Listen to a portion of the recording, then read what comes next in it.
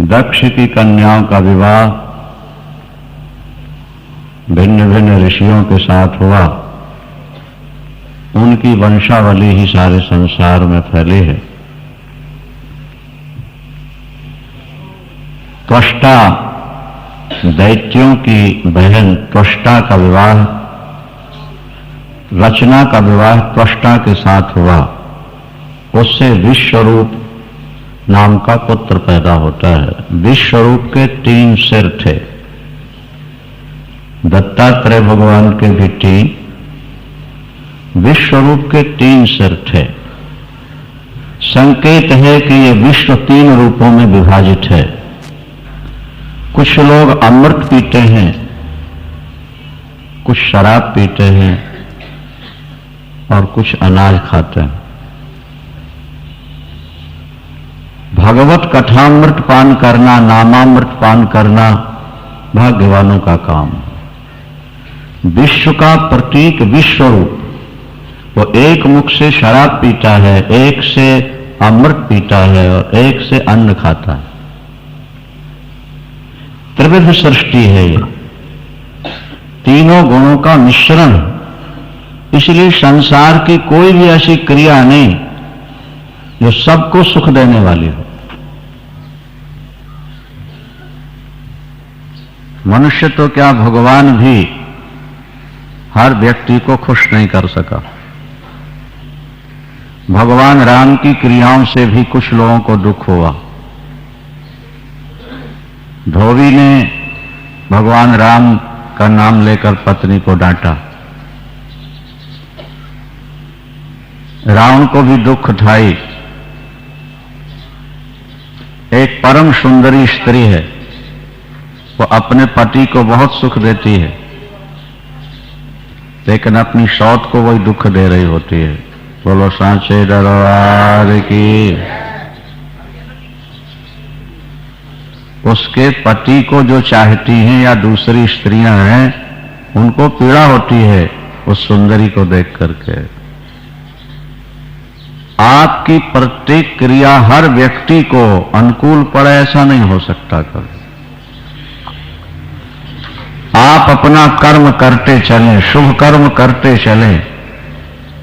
समाज की ओर आप देखेंगे कि हर व्यक्ति हमसे प्रसन्न हो जाए, ये संभव नहीं।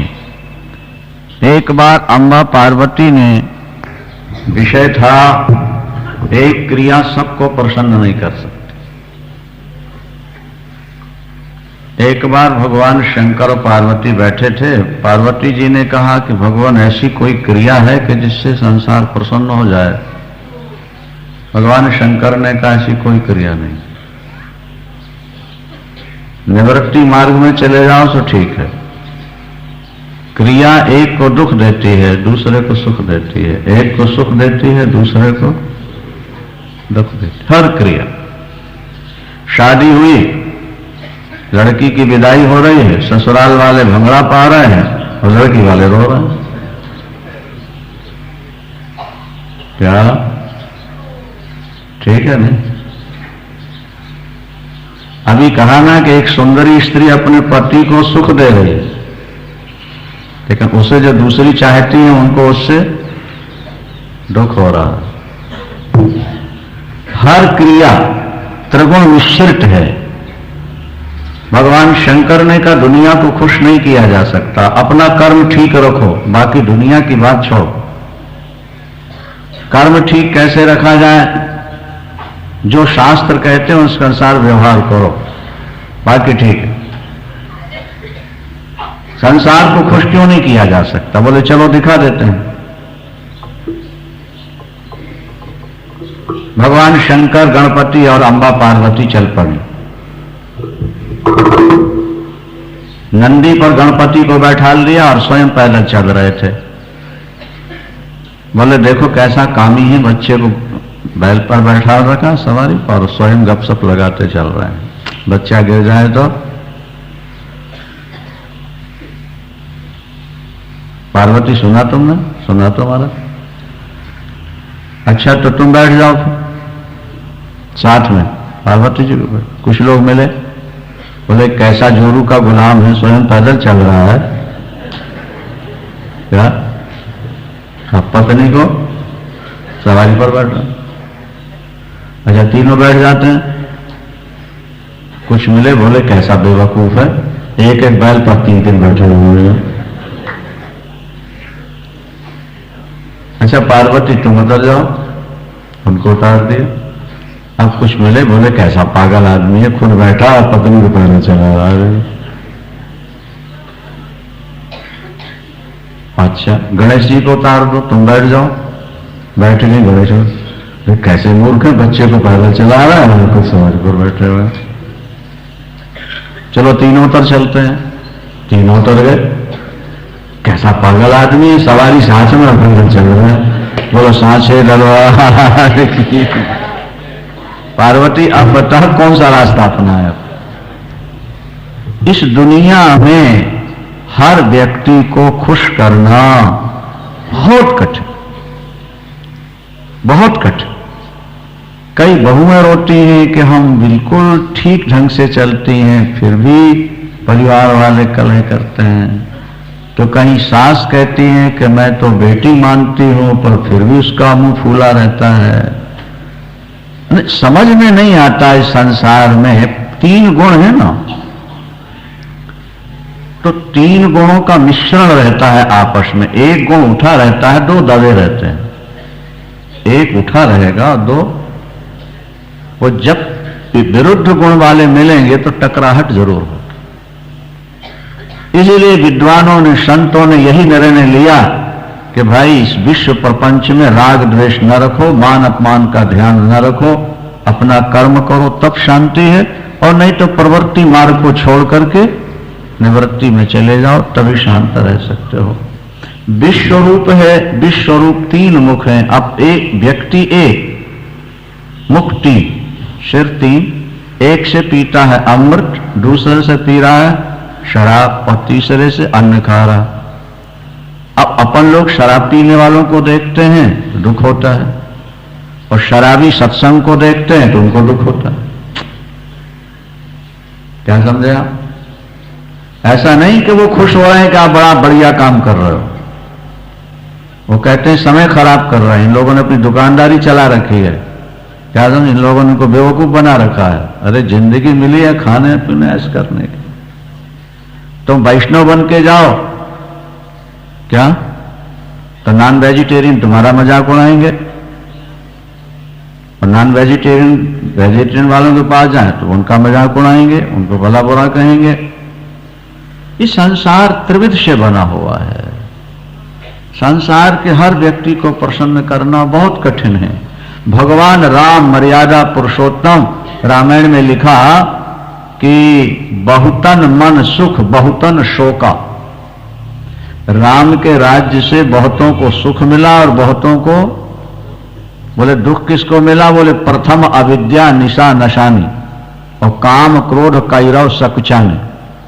काम क्रोध लोभ माया अविद्या, इनको दुख हो रहा था कि हमारी दुकानें बंद हो गई जब से राम ने राज्य चलाया। बोलो सांची दरबार की। दिन सबको सुख देता है, देता है नहीं? बोलो आप, नहीं देता? लेकिन कुछ ऐसे हैं जिनको नहीं देता। उल्लू को खास चिढ़ है प्रकाश, जब सूर्य निकलने लगेंगे बस हाय तौबा करता, ये क्यों आ गया। चोर के लिए दिन अच्छा नहीं, उसको तो गहरी गहरी गहरी रात होना, अंधेरी रात होना चाहिए। तो इस तरह से विश्व है। विश्व रूप के पास शक्ति थी नारायण कवच की। देवराज इंद्र ने अपने गुरु का अपमान किया, गुरु रुष्ट होकर चले गए, शक्तिहीन हो गया। और जब शक्तिहीन हुआ इंद्र, तो दैत्यों ने आक्रमण करके विजय प्राप्त कर ली। देवताओं के गुरु हैं बृहस्पति और दैत्यों के गुरु हैं शुक्राचार्य। अपने अपने गुरु से शक्ति लेकर दोनों संघर्षशील रहते हैं। बिना गुरु के गत नहीं। दैत्य भी अपना गुरु चुनते हैं और उनके मार्गदर्शन पर चलते हैं। आज हिंदू जाति अपने गुरुओं का महत्व भूल रही है, लेकिन दूसरे संप्रदाय में उनके मौलवी फकीर पादरी जो कह दें उसको वो मानते हैं, ध्यान देते हैं। क्या? इसलिए नेता लोग उनके नेताओं के चरण चाट चूमते रहते हैं। वोट बैंक में आपके इशारे पर हाल है। और हिंदू बोले हिंदू का तो कोई दीन ईमान रह नहीं गया है, कोई धर्म कर्म रहा नहीं, इसको तो एंड टाइम पर कुछ लालच दे दो, पैसे दे दो, प्रमोशन का लालच दे दो, वोट ले लो।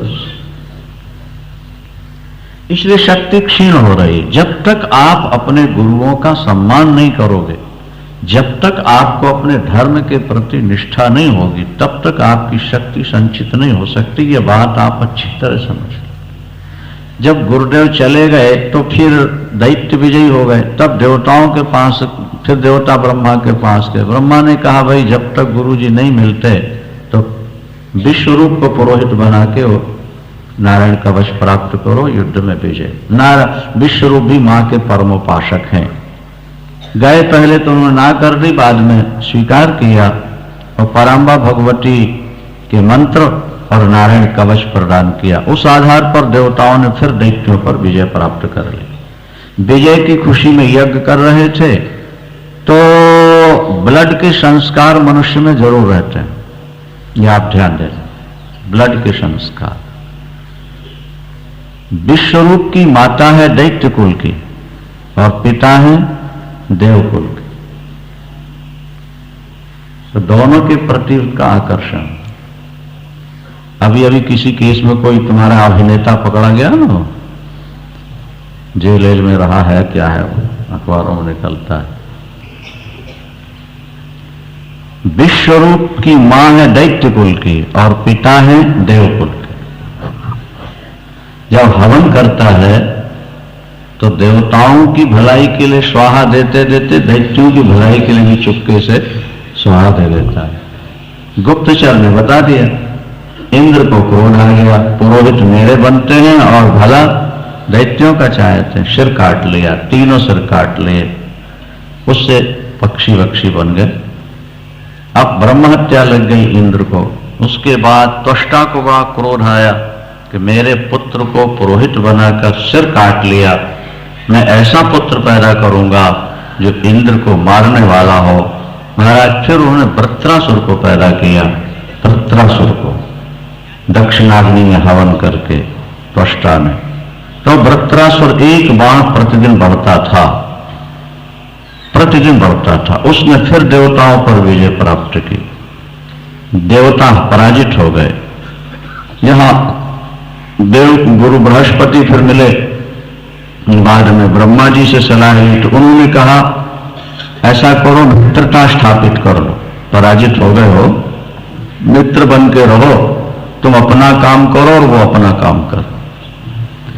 विरुद्ध धर्म वाले व्यक्ति मिलकर रह नहीं सकते।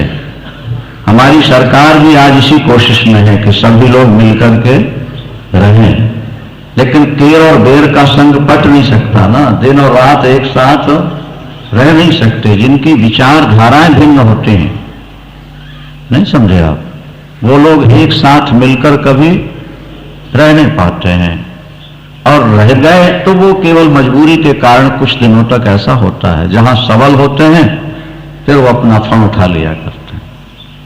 जब तक संस्कृति एक ना हो, एक संस्कृति वाले लड़ते हैं फिर विरुद्ध संस्कृति वाले कैसे एक बन के रहेंगे। अष्ट संकेत मात्र है, इंद्र और वृत्रासुर की मित्रता करा दी। मित्रता कराने के बाद वृत्रासुर ने कठिन तप करके मां भगवती से वरदान ले लिया था कि सूखे और गीले किसी से मेरी मृत्यु ना हो, न सूखे से मरूं न गीले से मरूं, न कोई शस्त्र से। महाराज मित्रता स्थापित हो गई, विश्वास बना लिया। समुद्र के किनारे घूम रहे थे दोनों। संध्या का समय इंद्र ने भगवती से प्रार्थना की, मां ये तो बड़ा पापी है, दुष्ट है, दुनिया को दुख देता है, यज्ञ दान पूजा पाठ बंद करा रहा है, इसे मारने का कोई उपाय। उसी समय संध्या के समय देखा कि समुद्र का फेन बहता हुआ आया, समुद्र फेन। उसको न सूखा मानते न गीला मानते। भगवती मां का संकेत मिला, उसने धनुष पर और अपने वज्र पर और उस फेन को लगाया और उससे वृत्रासुर को मार दिया। विश्वासघात बहुत बड़ा पाप माना गया है। किसी को अपना बना करके उसके साथ विश्वासघात करना, उसको मार देना शास्त्रों में सबसे बड़ा पाप है। जो मित्र से द्रोह करता है वो गंगा सागर 100 बार नहा है, रामेश्वरम के दर्शन कर आए, गंगा में जाके नहाए, उसके पाप नहीं कटते, भोगना पड़ता है। हमारे शास्त्र कहते हैं मित्रद्रोह कर्म बिना, जो मित्रद्रोही है उसका उद्धार नहीं होगा, बाकी के पाप कट जाते हैं। आज तो पार्टनर बन जाते हैं, विश्वास मित्र बनते हैं, और धीरे धीरे धीरे फिर दुकान से वो अपना अपना दाव पाके सरकाते रहते हैं, तो दिवालिया हो जाते हैं। प्राचीन काल में ऐसा नहीं था। 5 पैसा भी लेना है तो पार्टनर को मालूम होता था, अकेले हैं तो भी ईमानदारी से व्यवहार करना होता था। कल धर्म की व्याख्या हमने की थी ना, धर्म ही व्यवस्थापक है सही अर्थों में। जब धर्म नहीं रह जाता तो फिर मर्यादा नहीं रह जाती। सगे भाई सगी बहन अविवाहित जवान 20-22 वर्ष के एक साथ खाते पीते सोते अकेले रहते, लेकिन फिर भी उनके मन में पाप नहीं आता। वहां कौन रक्षा कर रहा है? धर्म ही तो रक्षा करता, और कौन करे? ये पाप है, ऐसा करना पाप है। ये जो मन में एक भय है, वो धर्म ही तो पाप की बात बतला रहा ना। धर्म नहीं होगा तो फिर पाप से कैसे बचोगे? पाप से वही व्यक्ति बचता है जिसके जीवन में धर्म का अंश होता है। धर्म नहीं रहेगा तो ये भावना नहीं रह सकती। अब सुने ध्यान से बात को। मार दिया, ब्रह्म हत्या लगी, इंद्र अपनी सिंहासन पर बैठे। बड़े काम की बात है, जरा ध्यान से सुनने, 2 मिनट में विराम लेते हैं। यहां देवी भागवत में लिखा है कि इंद्र जब सिंहासन पर बैठे तो अंदर घबराहट होती है, मन अशांत है, बेचैन। सिंहासन से उठ करके उपवन में, वन में, पार्क में घूमने जाते हैं, वहां भी चैन नहीं। अप्सराओं के साथ बैठते हैं, वहां भी शांति नहीं। इंद्राणी के पास बैठते हैं, वहां भी शांति नहीं। इंद्राणी कहती है कि आखिर आप अशांत क्यों, कमी किस बात की है? इंद्र ने कहा, देवी जब से मैंने वृत्रासुर का वध किया है, अंदर मेरे बेचैनी, वो ब्रह्म हत्या मेरे सिर पर सवार हो चुकी है। अब ना मुझको खाने में आनंद है, ना लेटने में है, ना बैठने में है, ना बात कर। जब व्यक्ति ज्यादा पाप कर लेता है ना, तो अंदर उसके घबराहट होती, उसको नींद नहीं आती, उसका दिल बेचैन होता है। इसलिए पाप से बचने का बराबर प्रयास करते रहना चाहिए। ब्रह्म हत्या लग गई महाराज, अंत में इंद्र भाग करके जाकर छुप गए मानसरोवर में, कमल तंतु के अंदर, किसी को जानकर। इंद्रासन खाली नहीं रह सकती। 100 अश्वमेध यज्ञ जो करता है वो इंद्र पद का अधिकारी बन जाता है, जो 100 अश्वमेध यज्ञ कर। उन दिनों एक राजा नहुष थे, उन्होंने 100 अश्वमेध यज्ञ किए थे, तो कार्यकारी इंद्र उनको नियुक्त किया गया। जब तक वो इंद्र नहीं आते तुम इंद्र बन के बैठ जाओ। राजा नहुष, नहुष जब इंद्रासन पर बैठे, देखो हमने आपसे पहले भी कहा कि इंद्रियां कभी भोगों से तृप्त नहीं होती। जितना ज्यादा भोग भोगोगे ना, इंद्रियां उतनी मांग ज्यादा करती जाएगी। आप सीमित जीवन जियोगे तो गुजारा हो जाए, और आप अपन मन को जरा छुट्टी दे दो तो जैसे गाय नित नया घास मांगती है, इसी तरह इंद्रियां भी नित नए भोग मांगते हैं। ये इंद्रियों का स्वभाव है। आपने इनको जरा छुट्टी दी, धर्म की भावना हटी, और बस उसके बाद तो जो बढ़िया चीज दिखेगी आपकी इंद्रियां और मन कहेंगे ये हमको मिल जाए तो अच्छा। इंद्र बन के बैठे। अब सुनो जरा ध्यान से। और उसने संदेश भेजा इंद्राणी के पास, इंद्राणी से बोलो चूंकि मैं इंद्र हूं, इंद्रासन का स्वामी हूं, इन स्वर्ग की सारी वस्तुएं मेरी हैं, इसलिए तुम्हें भी मेरी पत्नी बनना पड़ेगा। अब कितनी अप्सराएं, और वहां कोई बंधन नहीं, उर्वशी जैसी दिव्य दिव्य अप्सराएं, लेकिन उसकी दृष्टि कहां लगी जाके? इंद्राणी पर। इंद्राणी थी परम पतिव्रता। इंद्राणी ने जब सुना कि नहुष मुझे पत्नी बनाना चाहता है, वो पतिव्रता है इंद्राणी, महाराज वो भागी भागी गुरुदेव बृहस्पति के पास पहुंची, बृहस्पति के चरणों में गिर के रोई, मेरे पति का पता नहीं कहां गए हैं गुरुदेव, और वो पापी नहुष मुझे अपनी पत्नी बनाना चाहता है। उसने 1 महीने का समय दिया है, इसके बीच में अगर स्वीकार कर लिया ठीक, नहीं तो बलात्कार से वो अपनी बना लेगा।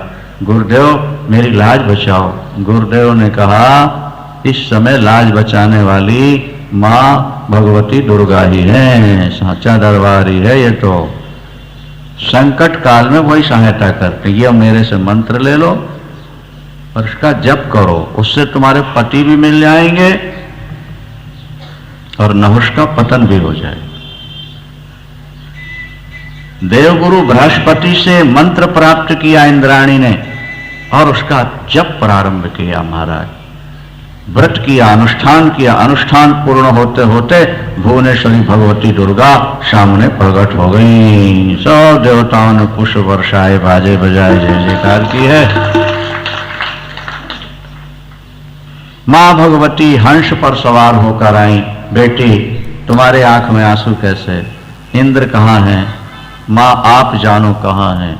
ब्रह्म हत्या लगी है, उनको शांति नहीं मिली, वो अज्ञातवास में जा चुके हैं।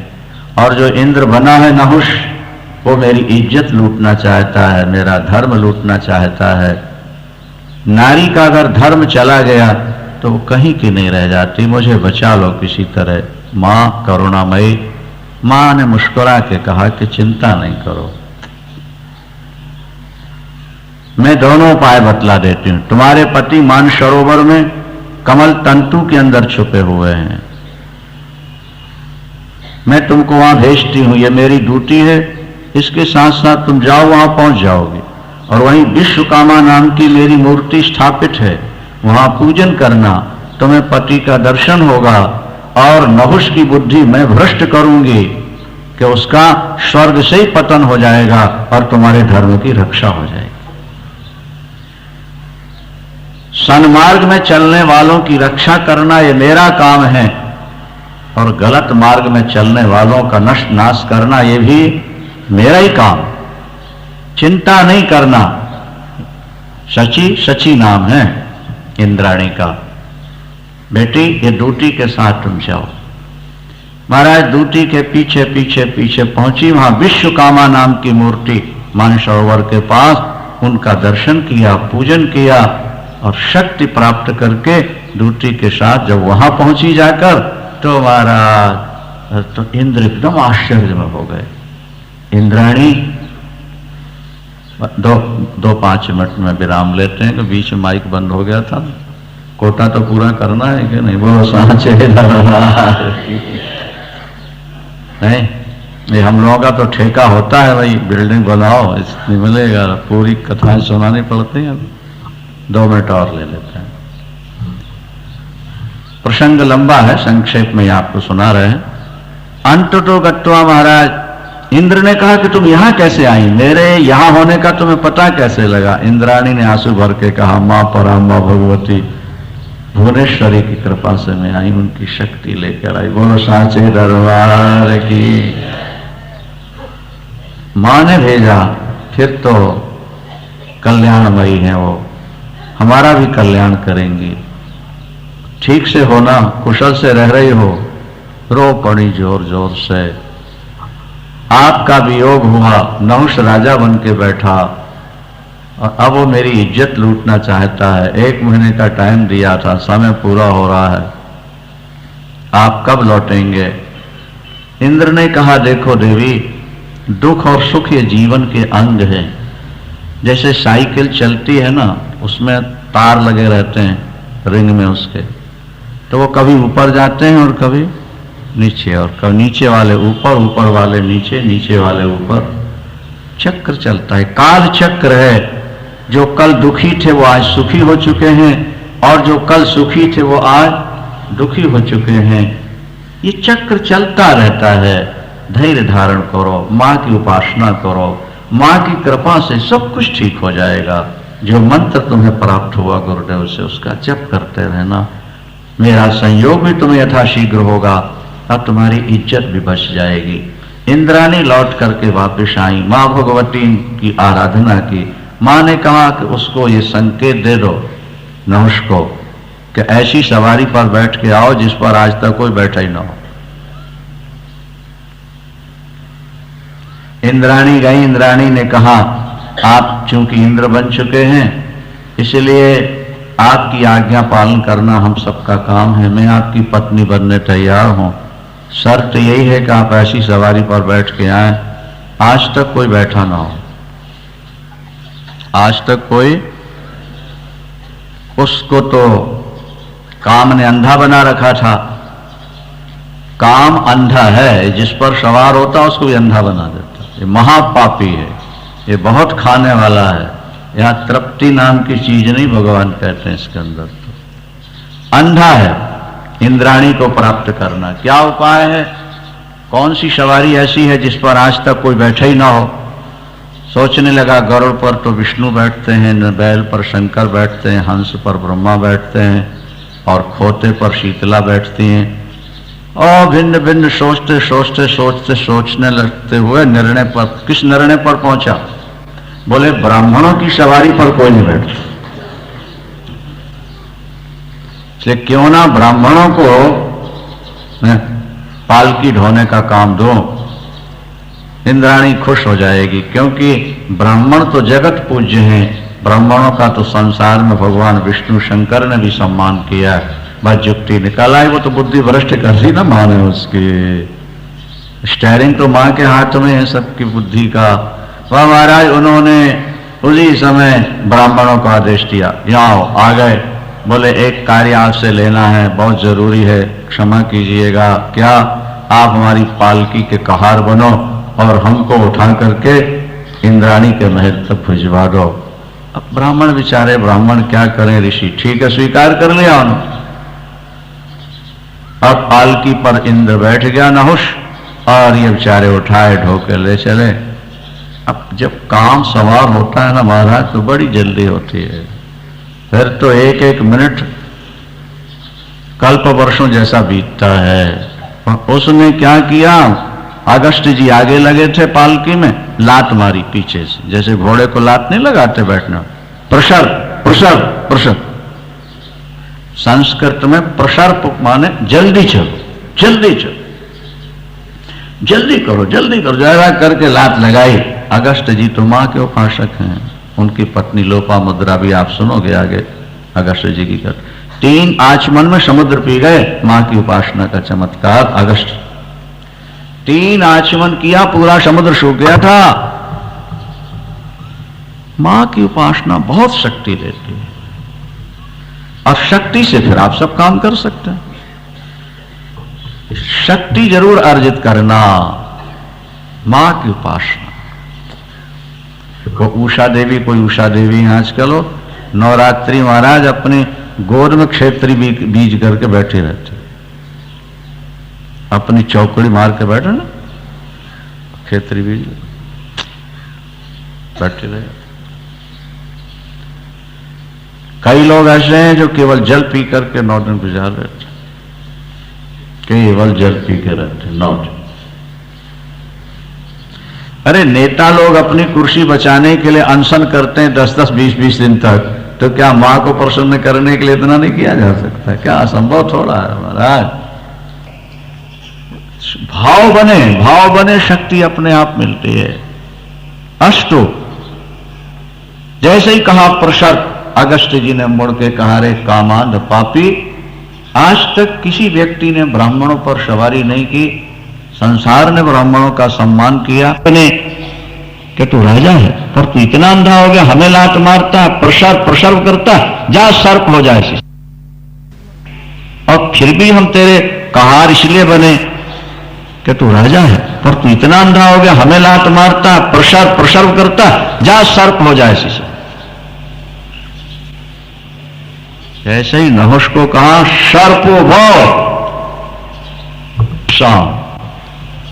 सांप बनते बनते लगा रोने, चरणों में गिर गया। काम तो कपूर की तरह उड़ गया। काम और नशा तभी उड़ते हैं जब चप्पलें पड़ने लगा ना सिर के ऊपर, वाह सब ठिकाना, बुद्धि ठिकाने आ जाती है। अब लगा रोने, सर्प योनि से मेरा उद्धार कब होगा, ऋषियों कृपा करें बताएं, मैं आपका हूं, चरणों में पड़ा हूं।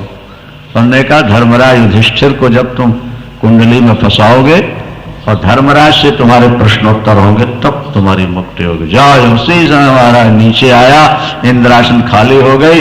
ऋषियों ने फिर यज्ञ किया, उनकी ब्रह्म हत्या निवृत्त की, इंद्र को लाकर इंद्रासन पर बैठाला, इंद्राणी का मेल हुआ, देवता पुष्प वर्षाए, बाजे बजाए। ये है मां की उपासना का चमत्कार। पूरा ग्रंथ भरा पड़ा है मां के चमत्कारों से और मां की उपासना से।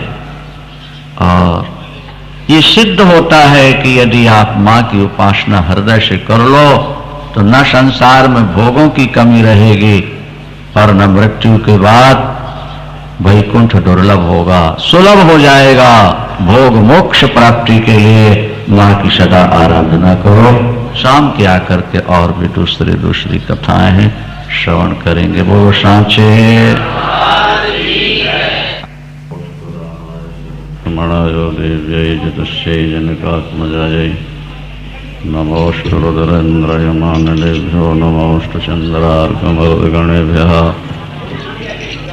ॐ नमः परमहंसास्वादितचरणकमलचिन्मकरन्दाय भक्तजनमानसनिवासाय श्रीरामचन्द्राय विश्वसर्गविसर्गादिनवलक्षणरक्षितं श्रीकृष्णाक्षं परं धाम जगद्धाम नमामि तन्नारायणं नमस्कृत्य नरं चैव नरोत्तमं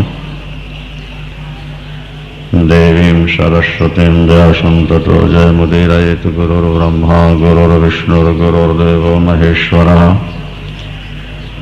गुरु साक्षात् परब्रह्म तस्मै श्रीगुरवे नमः। अखण्डमण्डलाकारं व्याप्तं येन चराचरं तत्पदं दर्शितं येन तस्मै श्रीगुरवे नमः। तस्मै श्रीगुरवे नमः।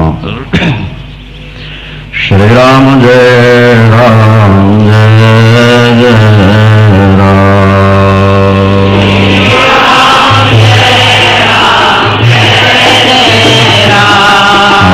श्री राम जय राम जय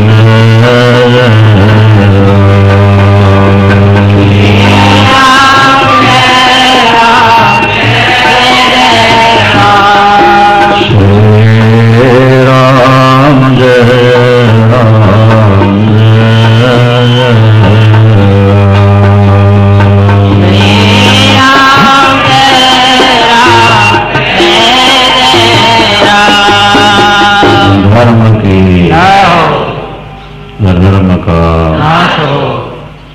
प्राणियों में विश्व का गौ हत्या गौ माता की हर हर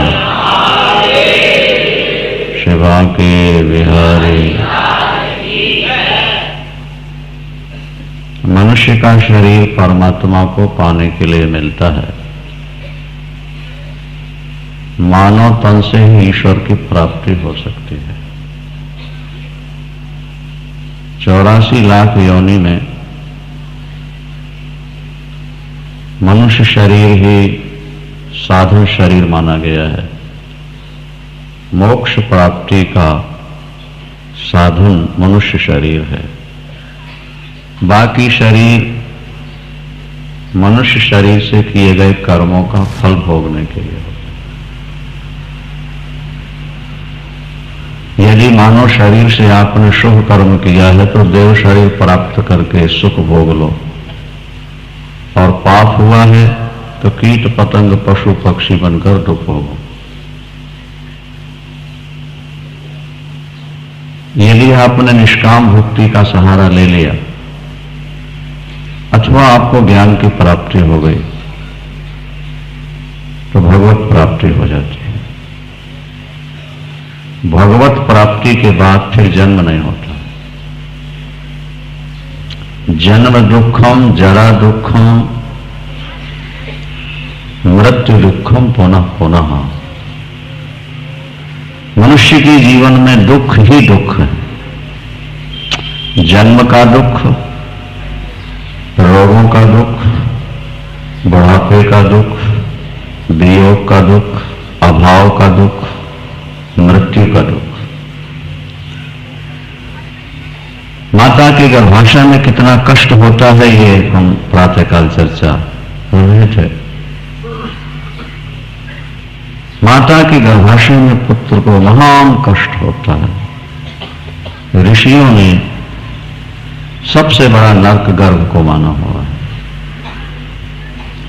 जब प्रसव की वायु इसको बाहर निकालती है, खींचती है, तब भी इसको महान कष्ट होता है और गले में जब फांसी लगती है तो बेहोश हो जाता है। बाहर आने के बाद गर्भ का ज्ञान विलीन हो जाता है और तब रोता है, कहां कहां कहां करता है। गर्भ में ज्ञान होता है। जन्म कर्म शतोद्भव, सैकड़ों जन्मों का स्मरण गर्भ में हुआ करता है। इससे पहले हम क्या क्या बने। जन्म कर्म शतोद्भव, सैकड़ों जन्म के कर्म,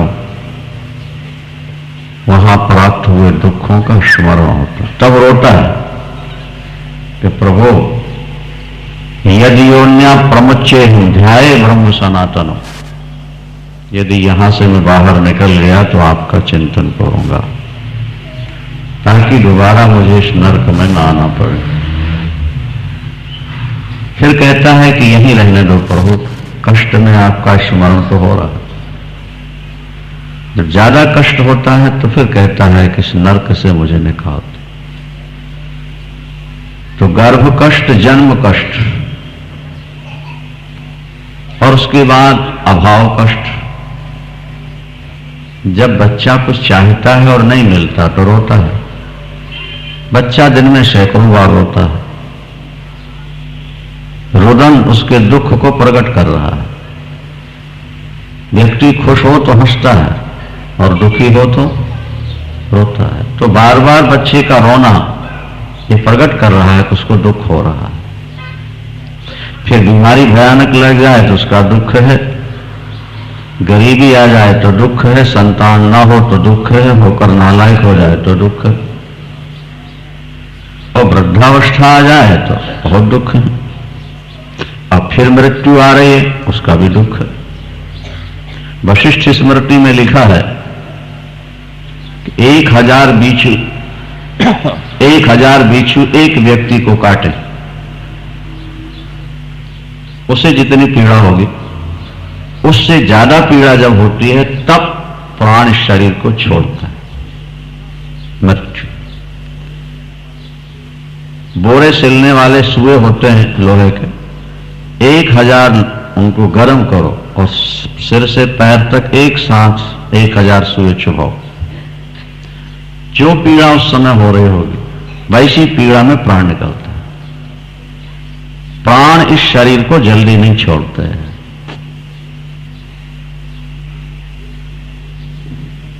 दुख ही दुख है। जन्म दुख, जरा दुख, व्याधि दुख, मृत्यु दुख। दुख में सर्वम विवेकिनः परिणाम ताप संस्कार गुण वृत्ति विरोधाचो दुख में सर्वम विवेकिनः। महर्षि पतंजलि कहते हैं योग दर्शन में कि भोगों का परिणाम दुखमय है। भोगों के वियोग से अंदर ताप होता है, जलन धड़कन होती है, दुख है। भोग संस्कार छोड़ जाते हैं, फिर याद दिलाते हैं, न मिलने से पीड़ा होती है। परस्पर में जब गुण मेल नहीं खाते तो आपस में लड़ाई और झगड़े होते हैं। वृत्तियों के विरोध से भी पीड़ा होती है। इसलिए समझदार व्यक्ति को दुख ही दुख है संसार। दुखे च सुख मानना, कुछ लोग दुख में सुख मान बैठते हैं। जैसे हम गंदगी से बहुत बचते हैं, लैट्रिन जाए तो उस कपड़े सहित नहा के तब पूजन में बैठते हैं, लेकिन सुअर की जिंदगी का सबसे बड़ा सुख वही है। सुअर के हृदय में ऐसा यंत्र फिट है कि उसको गंदगी ही सुगंधी के रूप में भासती है, उसके लिए वही सबसे बढ़िया भोजन है। जैसे सुअर नाली का कीड़ा गंदगी से ही प्यार करता है, इसी तरह बुद्धिहीन व्यक्ति भी विषयों से ही प्यार करता है, परमात्मा की ओर उसका रुझान नहीं होता। जब अंतःकरण शुद्ध होने लगता है तब परमात्मा प्राप्ति की इच्छा जागृत होती है। परम धाम जहां 5 अक्षर नहीं है, पा फा बा भा मा, यद गत्वा न निवर्तन्ते तद्धाम परम मम, जहां जाकर व्यक्ति वापस नहीं लौटता वो मेरा परम धाम है, ऐसा भगवान कृष्ण स्वयं कहते हैं। वहां 5 अक्षर नहीं है, पा फा बा भा मा, इसलिए अपवर्ग कहते हैं। रामायण में तुलसीदास जी ने कहा, तात स्वर्ग अपवर्ग सुख धैर्य तुला एक अंग। तो स्वर्ग तो समझ में आ गया, अपवर्ग क्या है?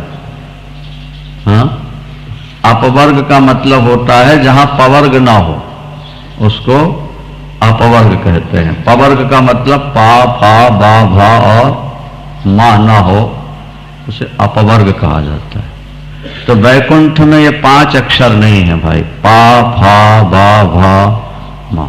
पा का मतलब वहां कोई पाप नहीं, वहां कोई पराया नहीं। फा का मतलब है वहां फल का भोग नहीं है, क्योंकि भोग करने से तो फल खत्म हो जाता है, वहां तो स्वरूप की प्राप्ति है। बा वहां कोई बंधन नहीं। कहां? वैकुंठ में किसी भी प्रकार का कोई बंधन नहीं है, और भा से वहां कोई भय नहीं, न वृद्धावस्था का भय है, न मृत्यु का भय है, न हानि का भय है, न वियोग का भय। भय नाम की चीजें हैं, न मौत है। और मां का मतलब वहां मृत्यु नहीं है, मां का मतलब वहां माया नहीं है। बोलिए सांचे दरबार की। परमात्मा के धाम में न तत्र शोको न जरा न मृत्यु, वहां न शोक है, न बुढ़ापा है, न मौत है। पर इस बात पर विश्वास उन्हीं को होता है जिनके पाप समाप्त हो चुके होते हैं, थोड़े से शेष रहते हैं, उनको इन वचनों पर विश्वास हो जाता है। और पाप ज्यादा होंगे तो सुनने के बाद भी विश्वास नहीं होता। स्वल्प पुण्यवताम राजन विश्वासो नहीं बजायते। जिनके पुण्य थोड़े हैं, पाप ज्यादा हैं, ऐसे व्यक्ति इन बातों को सुनकर भी न विश्वास करते हैं, न उसे पाने का प्रयास करते हैं। भाई कुकर शुकर गाय भैंस के सामने तुम वैकुंठ की तारीफ करो, तो असर होगा कुछ उनके अंदर? क्यों? बुद्धि नहीं, पाप ज्यादा है, पुण्य स्वल्प है। उन्हें अपने बाल बच्चों का तो ध्यान है। गाय भैंस अपने बच्चे के पीछे पीछे दौड़ते जाए, रिक्शे में बैठाल के उसे कट्टे कट्टी के चलो, भैंस पीछे पीछे दौड़ती जाए।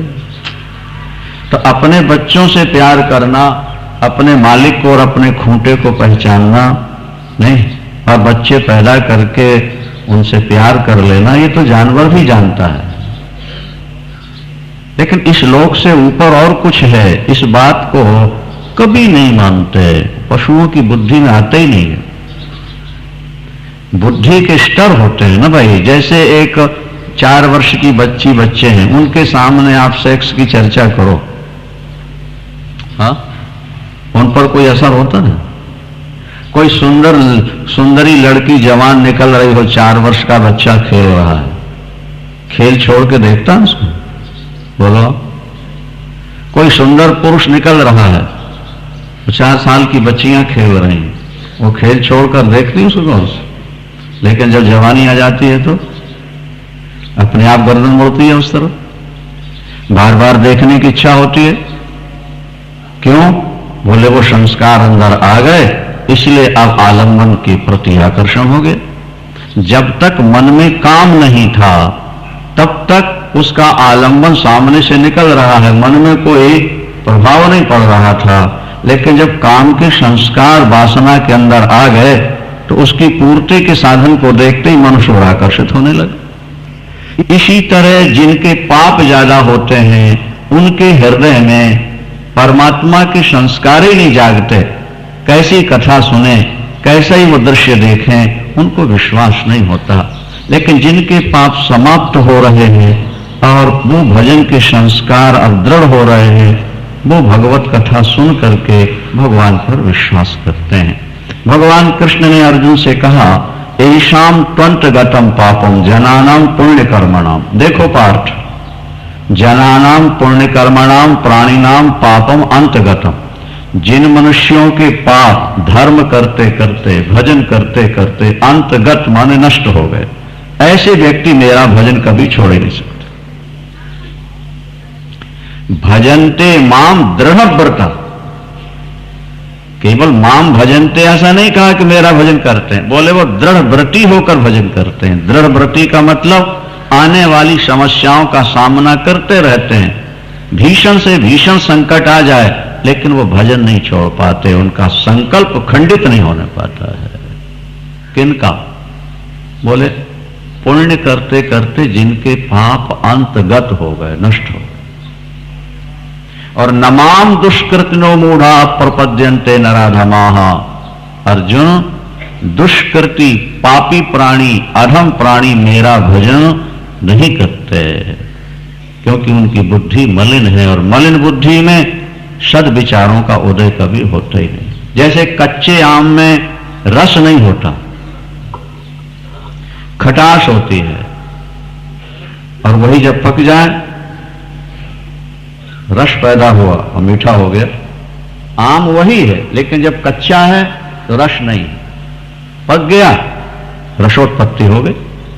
जब तक आपका हृदय कच्चा है, पापों से सना हुआ है, तब तक भजन का रस अंदर बन ही नहीं सकता, उसमें स्वाद आपको मिल ही नहीं सकता।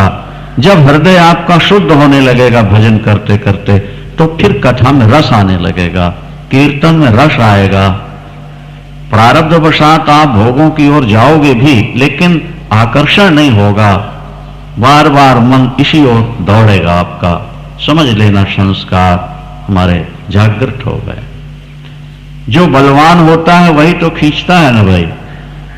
एक व्यक्ति ने सुना कि लक्ष्मी को लक्ष्मी बुलाती है, लक्ष्मी को लक्ष्मी खींचती है, लक्ष्मीवान को लक्ष्मी मिलती है। तो वो निकला कहीं से, तो एक सेठ का गाला खुला हुआ था तिजोरी का, और उसमें रुपए रखे थे। और खिड़की से उसने झांक के देखा तो रुपए रखे हुए हैं। उसके पास 1 रुपया था चांदी का, तो निकाल के जेब से यूं हाथ डाल के दिखा रहा है कि लक्ष्मी को लक्ष्मी खींच ले। बोलो सांचे दरबार की। लक्ष्मी को देख के लक्ष्मी आती है ना, तो यूं करता है कि मैग्नेट की तरह से। तो ऊपर तो आए नहीं, वो उसके हाथ ही से वो रुपया गिरा तो बचा के अंदर चला गया। लगा रोने, बोले मैंने सुना था लक्ष्मी को देख के लक्ष्मी आती है, मेरी तो चली गई। तो किसी ने कहा भाई बात यह है कि तेरी लक्ष्मी का पावर कम था, वो तिजोरी में ज्यादा थे ना, वहां पावर ज्यादा था, इसलिए उसने खींच लिया दे रहे अपनी तरफ। कहने का मतलब यह है कि जैसे मैग्नेट लोहे को ही खींचता है, सोना चांदी को नहीं खींचेगा। यद्यपि सोना चांदी कीमती है लोहे की अपेक्षा, तथापि मैग्नेट चूंकि लोहे से ही बना है, इसलिए वो लोहे को ही अपनी ओर खींचता है। इसी तरह जिसका हृदय पाप से बना है, वो पापों को ही अपनी ओर खींचेगा। जिसका हृदय धर्म से पुण्य से बना है, उसका हृदय परमात्मा की ओर ही आकर्षित होगा, उनका ही आकर्षण करता है। व्यक्ति के कमरे के चित्र उसके चित्त का दर्शन कराता है। अगर व्यक्ति का चित्त क्रिकेट की ओर आकर्षित है तो वो क्रिकेटरों के चित्र लगाएगा। पिक्चर का प्रेमी होगा तो तारिकाओं का, अभिनेताओं का चित्र लगाएगा। पहलवानी का शौक होगा तो अपने कमरे में बोलो पहलवानों के चित्र लगाएगा। और यदि वो स्वयं जिज्ञासु है तो फिर संतों का चित्र लगाएगा। कमरे के चित्र को देखकर कमरे में रहने वाले के चित्त का पता लग जाता है। चित्र से चित्त का पता लगता है, इसका हृदय कैसा है।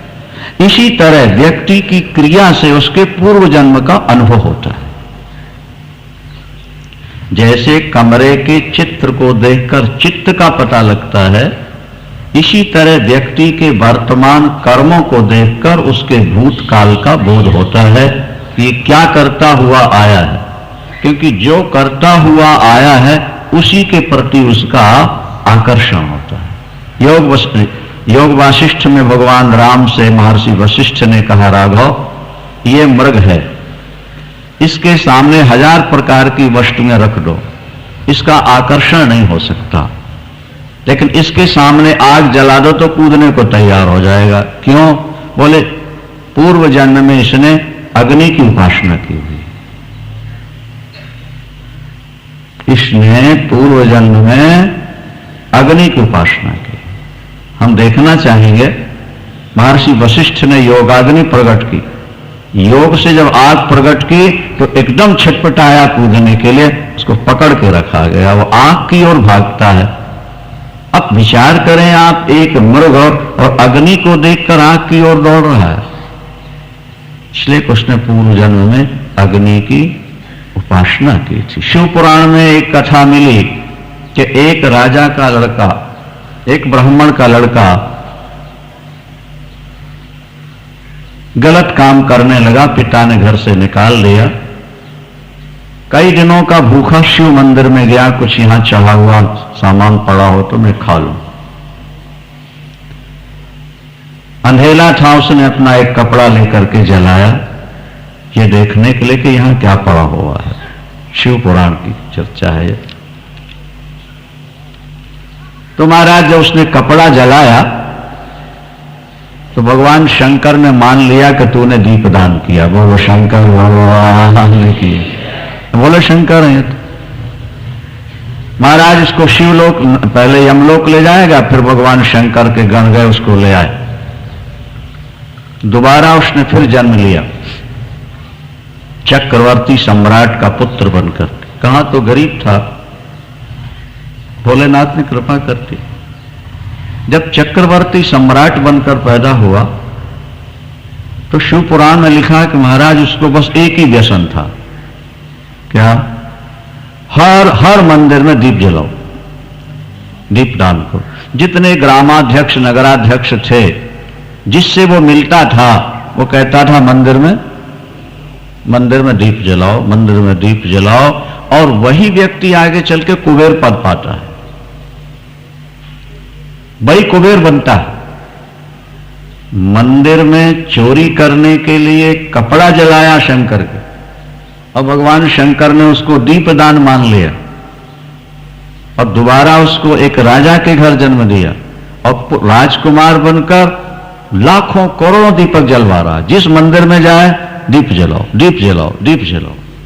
और अंत में कुबेर की पदवी उसने पा लिया। आज जो कुबेर है वही व्यक्ति।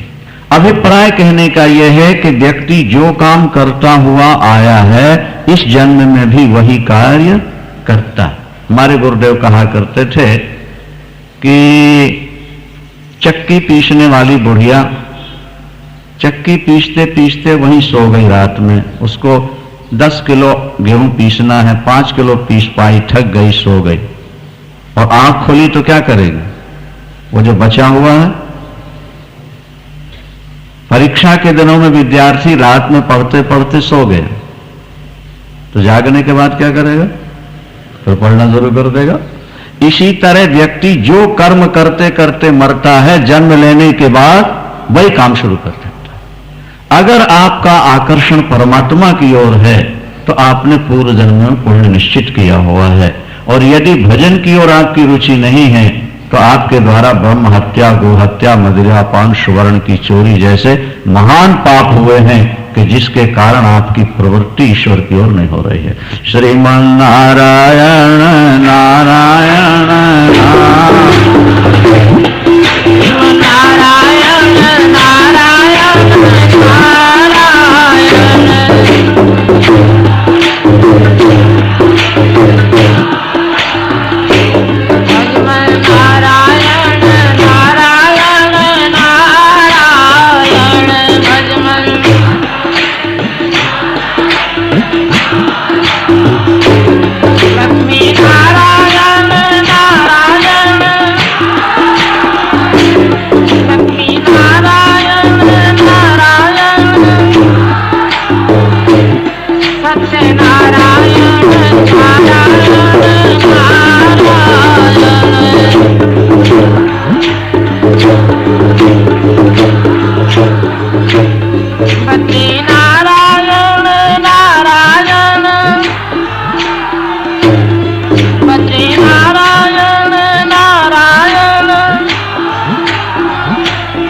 शक्ति नारायण नारायण नारायण शक्ति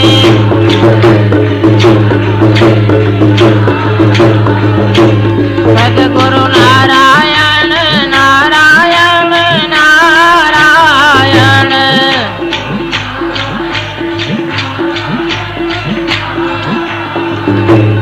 गुरु नारायण भगवान की पुरुषाचे दरबार की जय जय श्री राधे। गोस्वामी जी लिखते हैं, नदी का जल तब तक दौड़ता रहता है जब तक अपने केंद्र समुद्र को प्राप्त नहीं कर लेता। गंगोत्री से निकलने वाली गंगा को देखो, दौड़ रही, बड़ी तेजी से दौड़ती है गंगोत्री में गंगा। उत्तर काशी में भी दौड़ती नजर आ रही हैं और हरिद्वार ऋषिकेश में भी दौड़ रही हैं।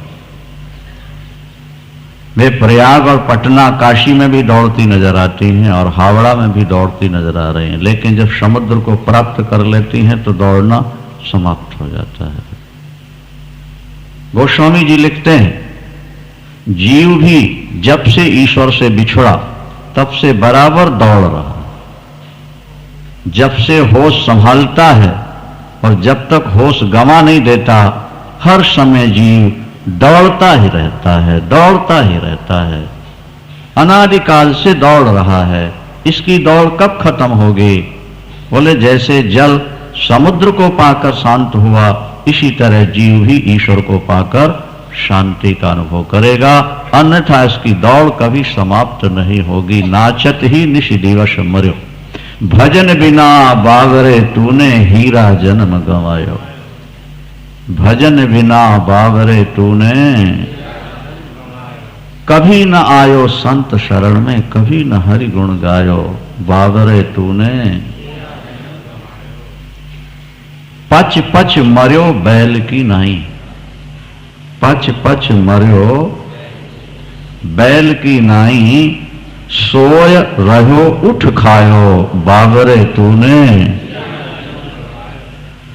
भजन बिना बावरे तूने हीरा जन्म गंवायो। कभी न आयो संत शरण में, कभी न हरि गुण गायो। बावरे तूने ये संसार पेड़ सेमर का, सेमर के पेड़ में फल लगते हैं अनार की तरह। तोता देख के बहुत खुश होता है, तोता देखकर बहुत खुश होता है।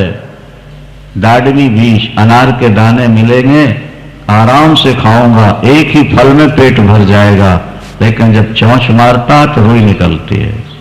सेमर के फल के अंदर से आकृति अनार की तरह अंदर हुई है। ये संसार पेड़ सेमर का, और सुग्गा देख भुलायो और मारी चोंच रुई उड़ गई, हाथ कछु नहीं। क्या बावरे तूने भजन बिना बावरे तूने